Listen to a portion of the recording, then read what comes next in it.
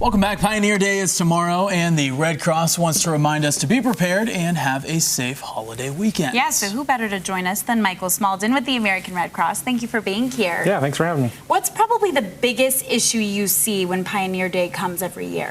Firework usage. Yeah. Everyone wants to go out and celebrate, and that's great, but make sure that you're using fireworks in a safe and responsible manner.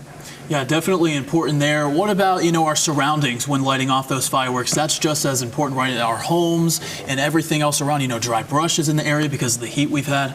Yeah, I think, people are super excited, right? You want to see fireworks, and the new aerial fireworks are pretty cool.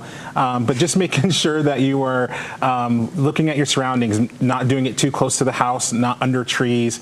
And then if there's any brush or any dry grass, just make sure that you are avoiding those areas, and then have some water on hand, a hose.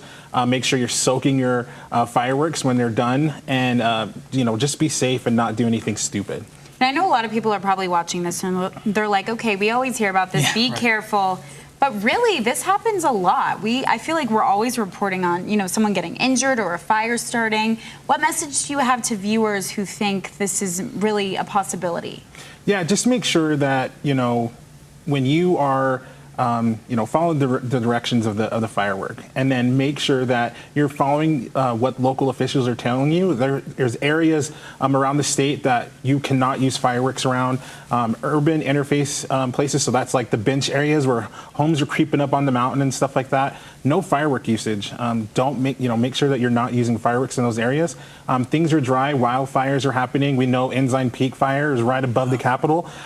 We don't need any more fires like that. And then make sure, like I said, keep it away from your homes. We respond to home fires, and we see increases in our teams responding to those home fires due to firework usage because someone did something inappropriate. Yeah, I think that Ensign Peak Fire really hit home for a lot of people here, especially in the Salt Lake City area. Is there anything that families and people can do to be prepared in case a wildfire does approach near their home and their area they're living? Just for clarification, a lot of homes don't get destroyed because the wildfire sweeps over. They're usually get on fire because the embers blow from that wildfire towards the home. So just make sure that you're cleaning up pine needles and dry leaves around your home. Nothing combustible, gasoline or anything like that near the home. Just make sure you're clearing about 10 to 20 feet away from the home, so that gives firefighters a chance, if the fire does come, to be able to do what they can to save your house. Yeah, you definitely have to do everything you can as a homeowner because they have so much to do. We've seen how many fires they've already responded to this summer. They definitely have their hands full.